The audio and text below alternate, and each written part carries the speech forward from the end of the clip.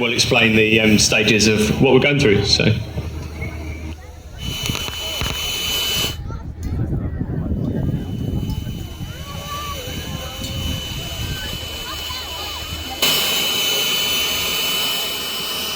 Taking off. Please. Endpoint updated. Breathing. I'm not really sure. There's been a car crash. Are you with them at the moment? Well, no, well, kind of. They're just out. They're in the car. I'm just outside. Okay, try and have a look for me. Can you see if they're breathing? I don't know. We've been banging on the window and he's not responding. Not responding, okay. Does it look like they're breathing at all? I honestly, I can't. I don't know. He's trapped in the car. We really can't see. No, that's okay. What's the address for me? We're at Western Lawn, at King Edward Parade. Oh, okay. What town are you in? We're in Eastbourne. Do you know how old the patient is? They're in their 40s by the looks of things. Are they male or female? It's a male. Thank you. And just confirm that address in full so I know I've got it correct. No. It's the Western Lawn. It's King Edward Parade. It's near the Bistro Pierre. Brilliant. Thank you very much for that. Are you able to get into the car at all so we can come and help him? No, we literally Or can't. open it at all? No, like he's completely trapped. We literally can't get in. Like we just don't know what to do. There's no way you can get in at all. Try and open the door for me. We literally can't. It's locked. He hit a motorbike. Oh, okay, I see. And does it look like they're breathing at all right now? I don't know. I can't see his chest. You can't see his chest rising and falling? No. No, okay, so we're going to get an emergency ambulance arranged, okay? So we're coming as fast as we can to help. Okay. Just sound the alarm for me. I'm going to tell you exactly what to do, okay? All right.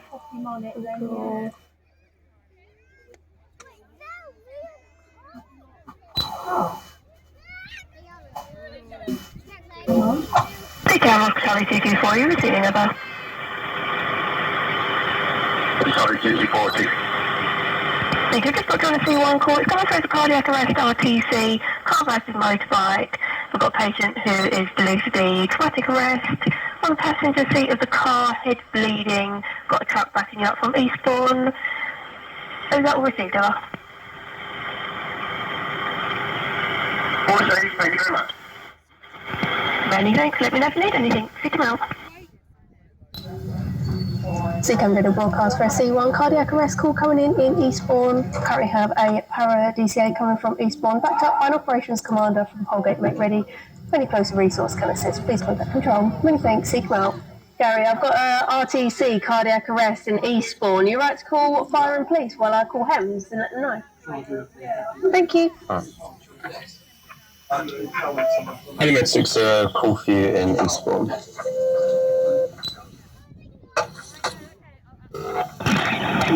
Hello?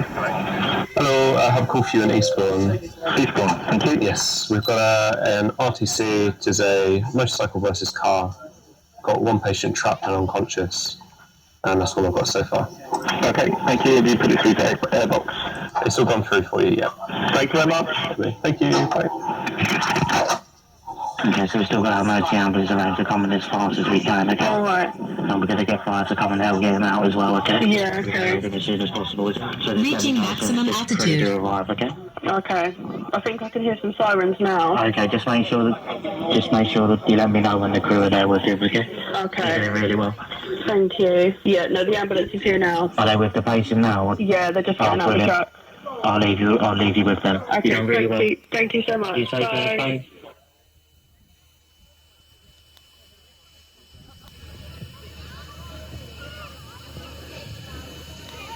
Right, so what you'll notice from that phone call is the initial person that takes the call handler, will then take all the information from the person that's called the 999 call, and then they will pass it over at the same time to a dispatcher who will be dispatching the emergency services.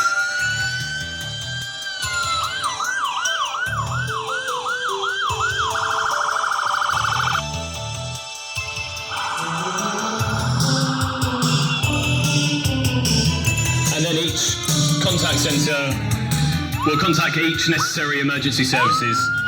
So as you'll see, the fire brigade is here first, standard.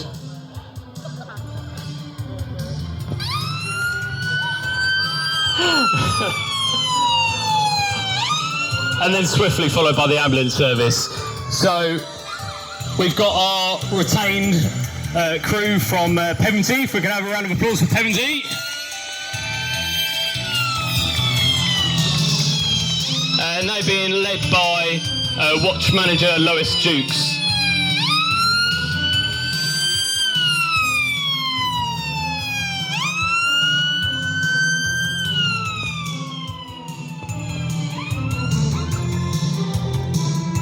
So the first step of this is that they'll be doing a scene assessment just to see how safe they can conduct their activities.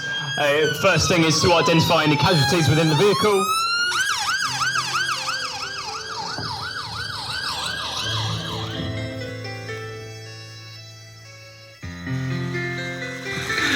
And then eventually the police arrive.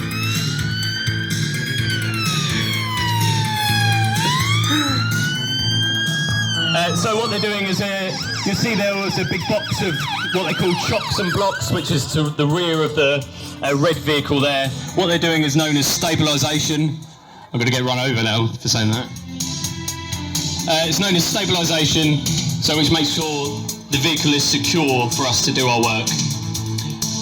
So Watch Manager Jukes, who's wearing the white helmet, so she'll be the incident commander for this incident. Which means that all operational decisions from a fire service will come through her.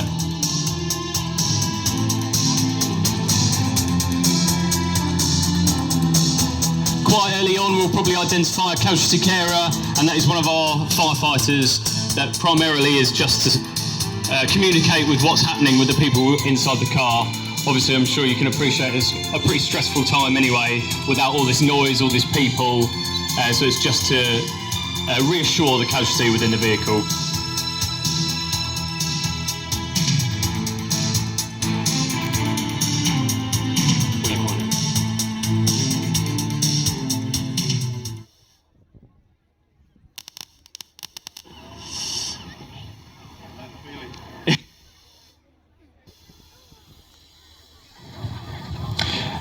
So once they've stabilised the vehicle, and what will be happening is simultaneous working, so they'll be deciding an A plan and a B plan. So obviously ambulance are the experts in terms of we are guided by the ambulance because it's all casualty focused. So although we can make an initial assessment, we would want that to be led by ambulance.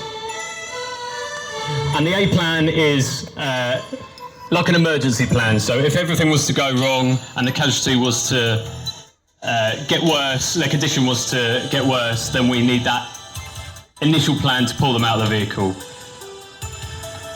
And what is likely that they'll be doing is they'll remove the driver's door to achieve that. So it's creating that urgency that if we do need to do a quick plan, then we can just take them out of the driver's seat. Behind that, they'll then have a B plan, which is a slower plan, which is safer for the casualty, which is likely to be a roof removal.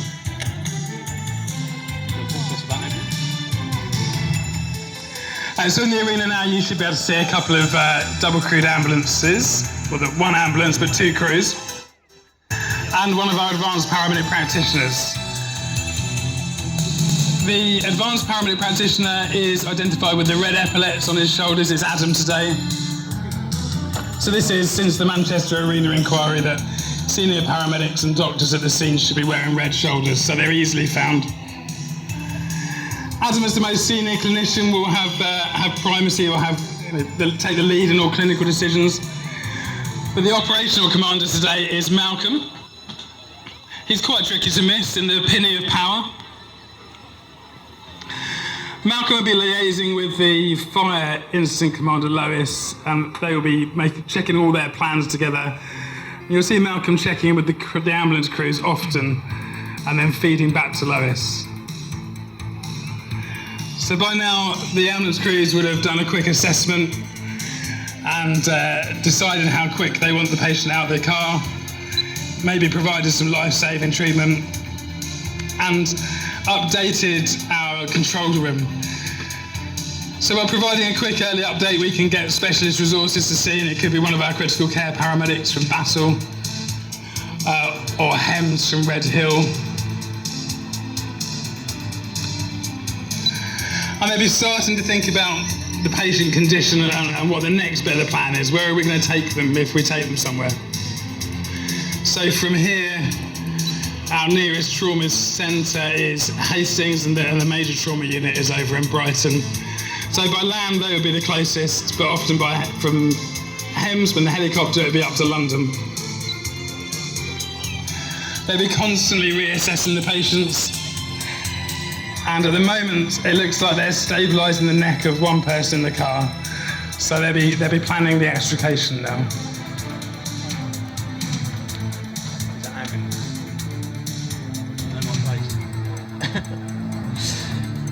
So as you'll see, as I was talking about that plan A, that's now fully enforced because we've got the front door off, the driver's door. So now we've got an option, should that casualty deteriorate in any way, then we can just bring them out swiftly and leave them in the care of ambulance. So the technique that the crews are now using is something called peel and reveal. So they'll go inside the vehicle and basically take all the trim off that they can see just to expose what's behind that. The reason for that is for overall for safety. Many new cars these days have side airbags which are in the A-posts and you do not want to be cutting through one of them, I can tell you.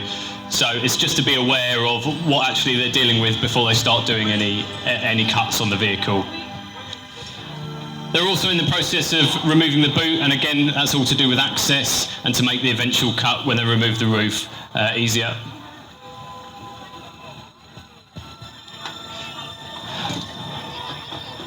From the police side of things, I don't know if anyone noticed, but one of the drivers had run off in a tie-dye t-shirt, I think so. So if anyone sees them, give the police a shout.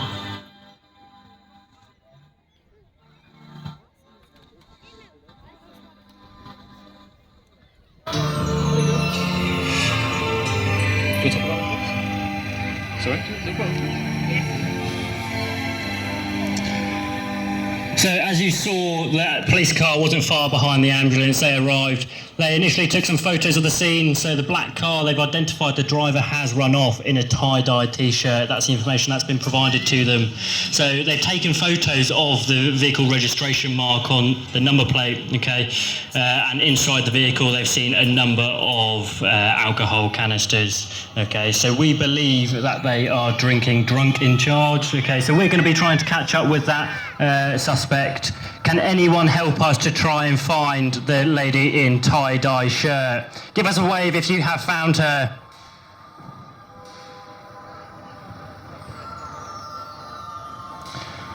So we can see just in front of the 4x4, people are waving. Is the tie-dye lady down there? Is she sitting down? We'll get officers, we'll radio to officers, the other side in front of the 4x4.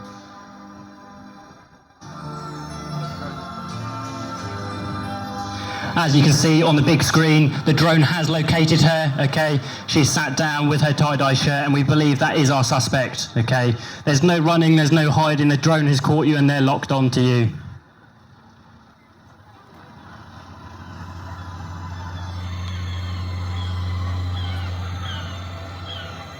you want me to hand back over for the time being?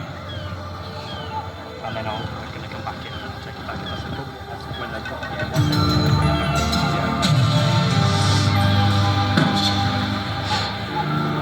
So as you'll see, the fire service have set up what they call a tool dump, and that has to be safe within a 2-metre zone of the incident. So although there isn't any specific fire tape or police tape round, we can still use a cordon system so everyone knows. So the inner cordon will be 2 metres in. And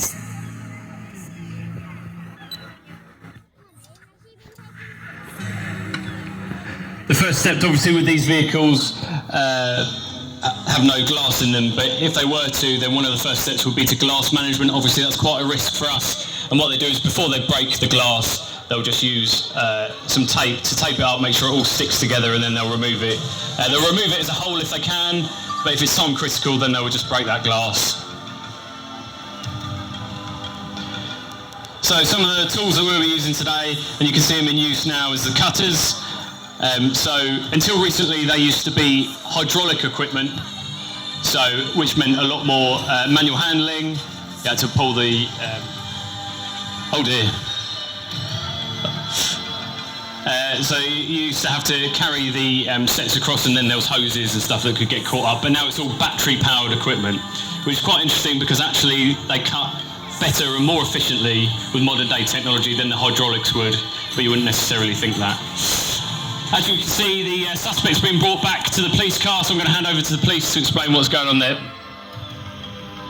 Thank you to all the members of the public that managed to help us locate the suspect for this driver, okay? The driver of the car. So everyone give a big boo for the suspect.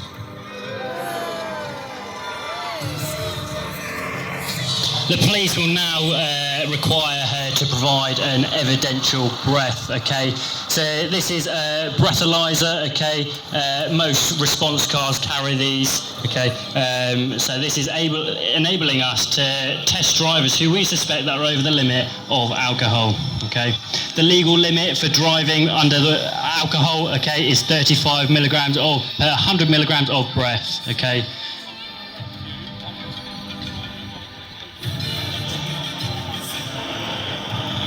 The police have conducted that test and she has failed, okay, so she is now under arrest for drinking and driving, okay, so everyone give a big cheer for the police. And she'll be escorted into the control tent where our custody is.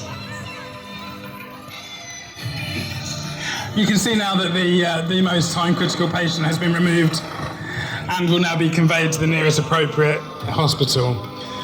Which, looking at their injuries, will probably be Brighton at the Major Trauma Centre. Out there today, there's a variety of grades of ambulance staff, so not everyone that's in an ambulance wearing green is a paramedic. We've got some emergency care support workers, which is a really good level to join the ambulance service at.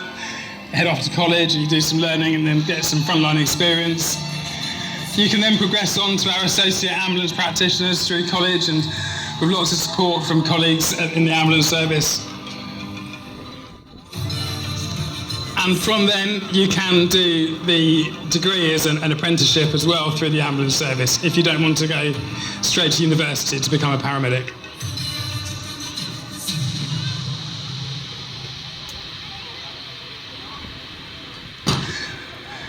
Now we've got a member of ambulance staff in the car, so they'll be reassuring the patient as well as holding their head still and explaining what's happening next.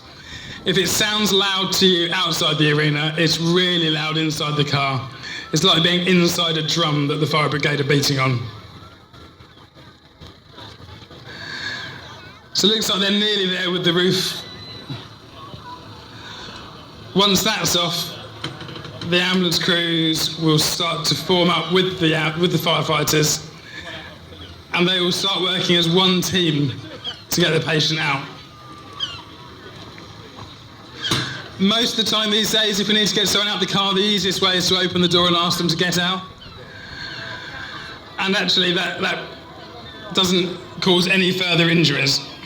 But in this case, this patient's physically trapped, so they've been cut out, and we're now going to extricate them manually. So we use a combination of the long board, this what used to be called a spine board or an extrication board, and the teardrop-shaped plastic boards that the firefighters have. And we'll slide both of those down the back of the patient, rake the chair back, and then we can slide them up the long board.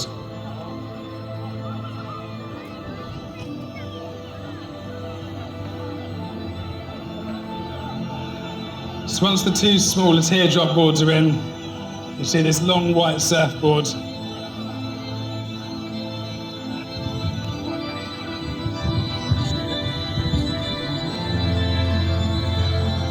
So before we get on to what the police are doing, I just want to take a quick moment. We do have a missing child. The name's Samuel. Okay, he's got red hair and orange shorts. So if everyone can keep an eye out for Samuel, just give us a wave if you have found him, and we'll get a unit to you. Okay.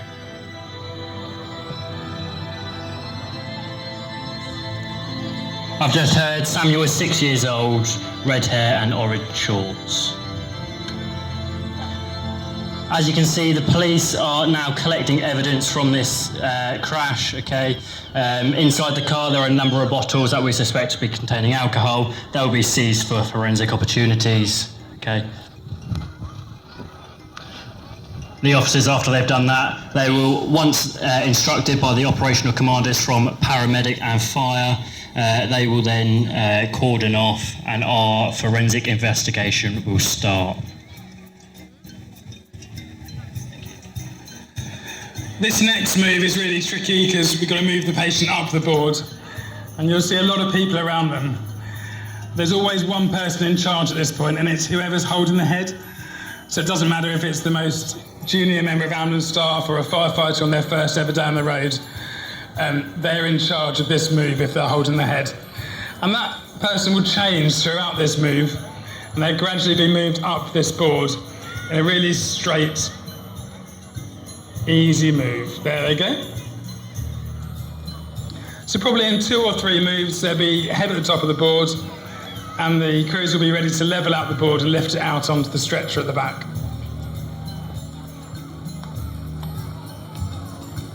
So that's the board level now, and then they will pass that hand over hand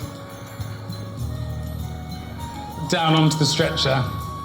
And then we won't leave them on this board. We use the yellow scoop stretcher to lift them off of it and package them up in the vacuum stretcher, which is like a big bean bag that forms around your body and goes hard for the journey to hospital.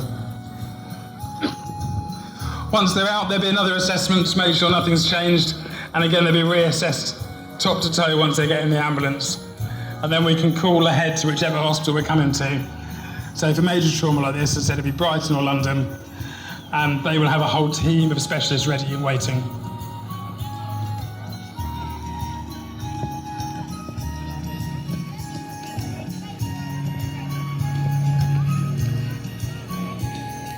Yeah, so as you'll see that the fire service are assisting the ambulance with the manual handling of the casualty.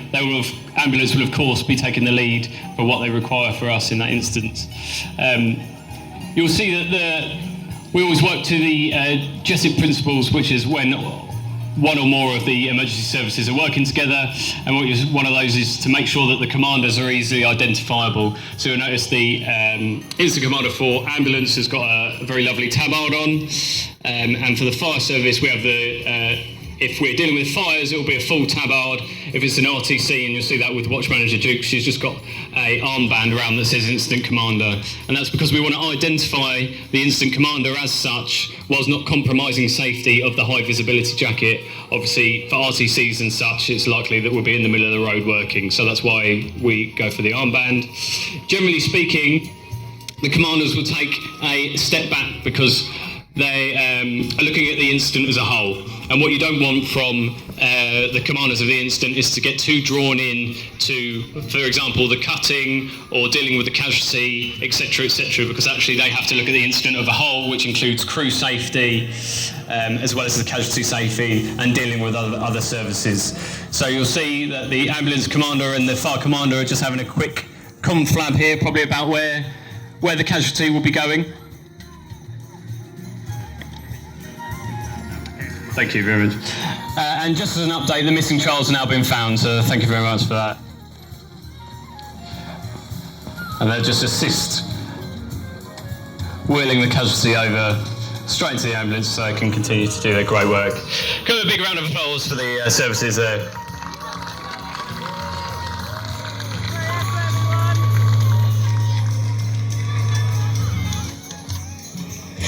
And as and when the incident commander sees fit, they might approve for the crews to dress down as long as it's safe, which it looks like they have done. Obviously this kit, whether you're dealing with fire or whether you're dealing with RTC, just keeps all of the heat in on your body. So we've got to be conscious of crew welfare, and that's what they've just done now. They've just agreed that we can, the crews can dress down so they can take their jackets off.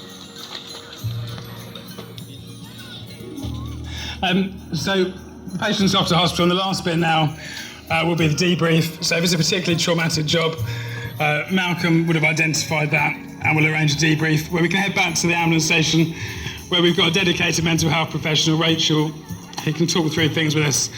We've got people that are trained in trauma risk incident management, so they will talk to the crews and can arrange follow-up with that. And we've also got a fantastic volunteer chaplain service to look